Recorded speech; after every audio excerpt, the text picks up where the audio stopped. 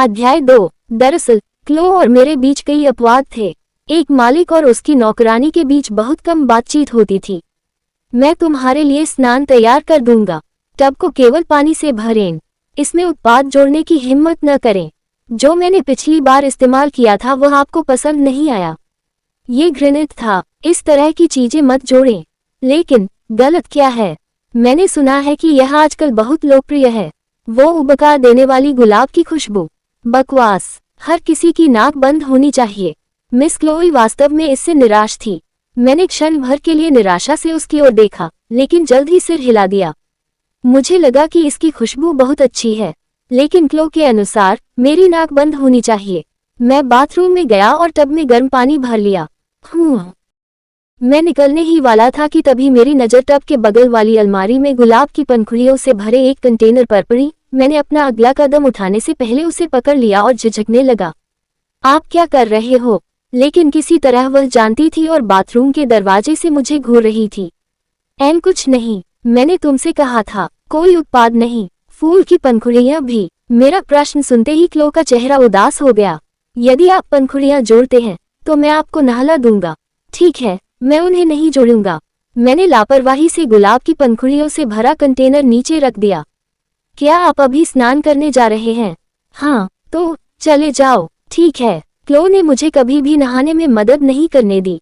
उसने मना कर दिया, तब भी जब उसके पैर में चोट लगी थी और उसे चलने फिरने में दिक्कत हो रही थी।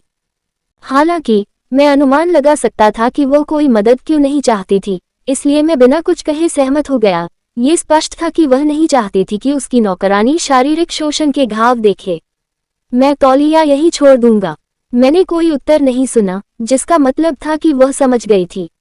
मैंने बाथरूम छोड़ दिया, अपने पीछे का दरवाजा बंद कर लिया और कमरे की सफाई शुरू कर दी। रात के खाने के दौरान आकाश को रंगीन करने वाली सूर्यास्त की आखिरी रोशनी अब नहीं देखी जा सकती थी। मैंने बर्तन साफ किए और पर्दे बंद कर दिए, जिससे कमरे में तुरंत अंधेरा हो गया। जब मैंने अभी अभी दीपक जलाया था तो मिस क्लो बाथरूम से बाहर चली गई। मैंने माचिस फूंकी और उसके पास जाने से पहले आग बुझा दी। मैं तुम्हें तुम्हारे बिस्तर तक ले चलूंगा। मेरे पास पैर हैं, तुम्हें पता है। मुझे पता है, मेरी भी आंखें हैं, तो जाने दो। तो फिर मैं आपके बाल सुखाने में आपकी मदद करूंगा। मैंने मिस क्लो के हाथ से तौलिया छीन लिया। ऐसा लग रहा था कि वह कुछ कहने वाली थी, लेकिन इसके बजाय उसने आह भरी। वह अपनी भौहों के बीच हुई भौहों से थोड़ी परेशान लग रही थी, लेकिन उसने मना नहीं किया। चलो कुर्सी की ओर चलें। कितना कष्टप्रद। मैं बिस्तर से आपके बाल नहीं सुखा सकता। आपके बाल चांदी के हैं, इसलिए जब वे बिस्तर पर गिरेंगी तो उन्हें ढूंढना मुश्किल होगा। क्या आप अभी शिकायत कर रहे हैं? चलो, तुमने पहले भी दुबे धोने की कोशिश की है। मैं ये संकेत देने की कोशिश कर रहा था कि उसके लिए ऐसा कहना अनुचित था, क्योंकि वह जानती थी कि यह कितना कठिन था। एक अप्रिय स्मृति को याद करते हुए मिस क्लो ने फिर से भौहें चढ़ा दी। हालांकि यह अभी भी मजेदार था, है ना? मजा। मेरा मतलब है कि आप अगले दिन बीमार हो गए, लेकिन फिर भी। बस बात करना बंद करो। मिस क्लो आज्ञाकारी ढंग से कुर्सी पर बैठ गई और मैं उनके पीछे जाकर उनके बाल पकड़ लिया। मैंने उन्हें तौलिए से पोंछना शुरू कर दिया। तभी मुझे एक बहुत ताज़ा याद आई। मुझे अभी कुछ याद आया। क्या? जिस दिन मेरी तुमसे पहली मुलाकात हुई थी। ये पिछले साल वसंत के आसपास था, जब मैं पहली बार मिस क्लो से मिला था। तब आप थे। एक वाक्य के बीच में अचानक मत रुको। मैंने उसके तीखे जवाब पर मुस्कुराने पर मजबूर कर दिया। अगर मैंने वाक्य पूरा कर दिया तो तुम पागल हो जाओगे। ओह, तो आपका इरादा कुछ ऐसा कहने का था जिससे मैं नाराज हो जाऊं। ठीक है, फिर मेरी बात सुनो। उस समय मिस क्लो थी। वह देर से सर्दियों और शुरुआती वसंत के बीच का समय था, जब मेरा आखिरी साक्षात्कार था और मुझे बिसिस्टर की छोटी हवेली में महिला नायक मिस क्लो की नौकरानी के रूप में काम पर रखा गया था। लेडी क्लो डायने बिसिस्टर। पहली बार मैंने उसे तब देखा था जब मैं छोटी हवेली के बगीचे से खरपतवार निकाल रहा था। वे मुझसे मेरे पहले दिन सबसे खराब श्रम कैसे करवा सकते थे। मैं एक कोने में बैठा बड़बड़ा रहा था, तभी एक लड़की ने अपनी खिड़की खोली और खाली आंखों से आसमान की ओर देखा। क्लो, मैंने संयोग से उस पर ध्यान दिया और अपनी आंखें चौड़ी कर ली। लंबे चांदी के बाल, पीली दिखने वाली गोरी त्वचा और दूर से भी उसकी ध्यान देने योग्य लाल आंखें। वह वास्तव में क्लो थी। लेकिन क्यों?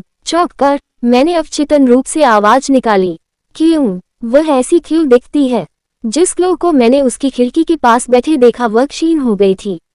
वह वस्तुतः त्वचा और हड्डियां थी, जैसे कि उसने कुछ समय से ठीक से खाना नहीं खाया हो। क्लो जिसके बारे में मैंने उपन्यास the lady and the hound में पढ़ा था, वह इतनी छोटी नहीं थी और इतनी टूटी हुई नहीं थी। उसके कथित रूप से घने और सुस्वादु चांदी के बाल सूखे और घुंघराले थे और उसका चेहरा बिल्कुल पीला था, मानो उससे जीवन छीन लिया गया हो। तभी मुझे एहसास हुआ कि मैं उपन्यास की सेटिंग के समान समय अवधि में नहीं था। और एक और बात थी जिसका मुझे एहसास हुआ, मैं क्लो के अतीत में था। वह समय जब वह छोटी हवेली में बंद थी और एक मृत व्यक्ति की तरह रह रही थी क्योंकि वह बिसेस्टर हाउस की एक नाजायज संतान थी। वह समय जब वह भविष्य के लिए तैयारी करते हुए हर तरह के दुर्व्यवहार से दिन ब दिन लड़ती रही। क्लो ड्यूक बिसेस्टर की शादी के बाहर पैदा हुई एक बच्ची थी। जाहिर तौर पर जब ड्यूक बिसेस्टर बच्चे को अपने घर में लाए तो बिसेस्टर का घर उलट-पुलट हो गया था। यह एक बहुत बड़ा सदमा था क्योंकि वह अपनी पत्नी के प्रति समर्पित माने जाते थे। ड्यूक बिसेस्टर ने महसूस किया कि वह बच्चे को अंदर ले जाने के लिए बाध्य है, लेकिन यह बच्चे के प्रति उसकी दयालुता की सीमा थी। ऐसा प्रतीत होता है कि उसे विश्वास था कि जब तक उसे खाना खिलाया जाएगा, कपड़े पहनाए जाएंगे और सोने के लिए जगह मिलेगी, तब तक वह जिम्मेदार है, चाहे वह मुख्य इमारत में हो या छोटी इमारत में। इस प्रकार उसने कभी कुछ नहीं किया, यहाँ तक कि उसने अपनी पत्नी को अपनी बेटी के साथ दुर्व्यवहार करते हुए भी देखा। उसने सोचा कि उसकी हरकतों पर प्रतिक्रिया करने से मामला और बिगड़ जाएगा। हे भगवान, जब मैं उपन्यास पढ़ रहा था तो यही वह हिस्सा था जिसने मुझे सबसे ज्यादा प्रभावित किया। जिम्मेदारी, दायित्व। यदि ड्यूक विवेक रखने में सक्षम था तो उसे बच्चा पैदा ही नहीं करना चाहिए था। या तो बिल्कुल धोखा न दें या गर्भनिरोधक उपाय करना सुनिश्चित करें। दर्दनाक सच्चाई यह थी कि अगर क्लो को एक नाजायज संतान के रूप में रहना होता तो उसे कभी पैदा नहीं होना चाहिए था। ये ड्यूक की पत्नी, क्लो और उनके सबसे बड़े बेटे के लिए सबसे अच्छा होता।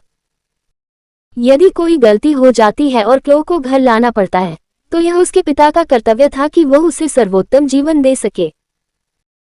उसे दुर्व्यवहार का जीवन देना और उसकी पीड़ा को नजरअंदाज करना कोई समाधान नहीं था। हे भगवान, ड्यूक बिसेस्टर, आप जानते हैं कि एक परिवार को कैसे नष्ट करना है। जब मैंने क्लो के क्षीण शरीर को देखा तो मैंने बार बार ड्यूक बिसेस्टर की कसम खाई। शुक्र है, वर्तमान दर्दनाक स्थिति के बाद नायक क्लो के लिए एक सुंदर भविष्य इंतजार कर रहा था। क्लो अपने दुर्व्यवहार और पीड़ा से लड़ती है और जब उसकी क्षमता पूरी तरह से प्रकट होती है तो उसे एक अलग उपचार मिलना शुरू हो जाता है।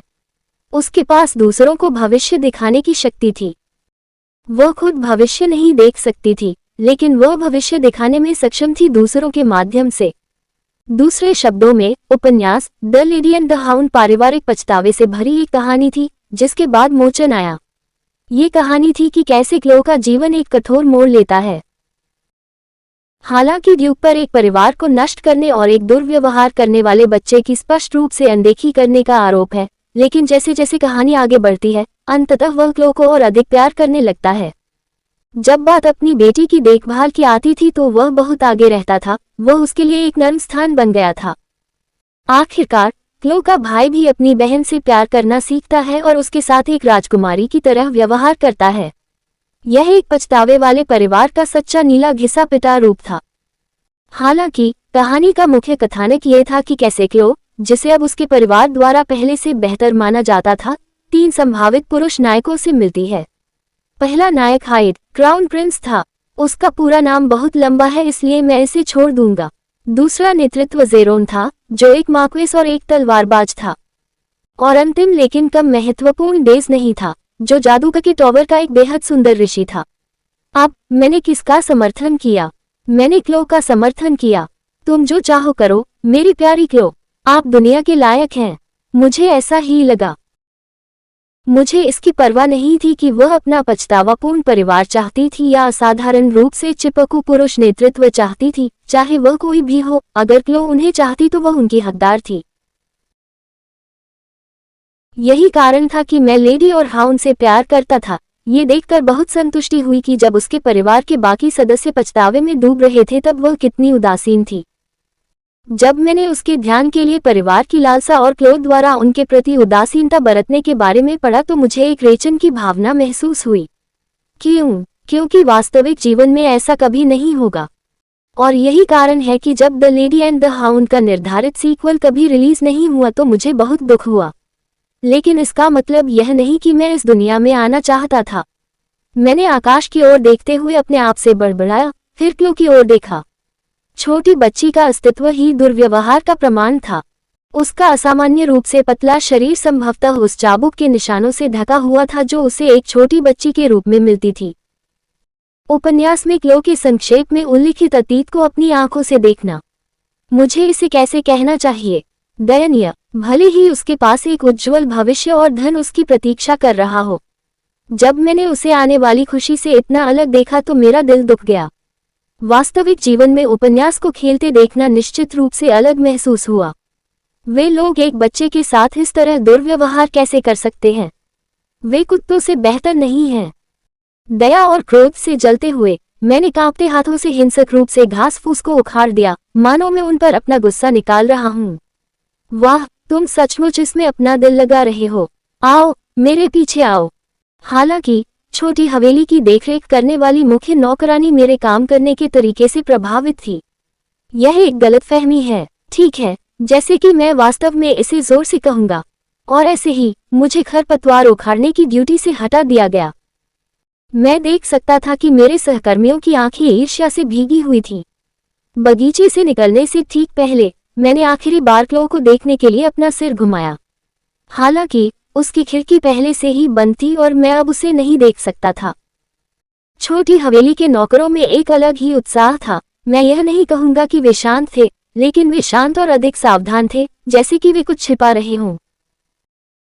इस तरह मैं वास्तव में केवल अपने काम के पहले दिन ही किसी के साथ बातचीत कर सकता था, जब पहले ही देर हो चुकी होती थी रात। अरे नौसिखिया, क्षमा, तुम्हारा नाम क्या है? चलो भी। हमने पूरे दिन एक साथ काम किया, फिर भी आप मुझसे केवल ये पूछ रहे हैं कि मेरा नाम क्या है। ये ब्लेयर है। ब्लेयर? हाँ। इस बात के बारे में अंदर से मुझे कैसा भी महसूस हुआ, मैंने गंभीरता से उत्तर दिया। पहली नौकरी, पहला दिन, पहली छाप। आखिरकार यह मेरी पहली नौकरी थी, इसलिए यह महत्वपूर्ण था कि मैं हर किसी पर एक अच्छा प्रभाव छोड़ूं। फिर भी मैंने उसे अपना अंतिम नाम नहीं बताया। मेरा मतलब है, वह शायद हाउस ऑफ थोरपे को नहीं जानती थी क्योंकि नाम अप्रासंगिक नहीं था, लेकिन यह अभी भी एक कुलीन परिवार था, भले ही वह नष्ट हो गया हो। इसके अलावा ये तथ्य उजागर करके कि मैं एक कुलीन परिवार से आया हूँ, अपने सहकर्मियों के साथ दूरियां पैदा करने की कोई आवश्यकता नहीं थी। ब्लेयर, मैं समझ गया। ओह ठीक है, मेरा नाम मीसा है। मीसा घुंघराले भूरे बाल, कटी हुई आंखों और नाक पर ध्यान देने योग्य तिल वाली एक नौकरानी थी। क्या नौकरानी के रूप में यह आपका पहला अवसर है? हाँ, क्यों? जैसे ही मैंने जवाब दिया, मुझे बुरा लगा।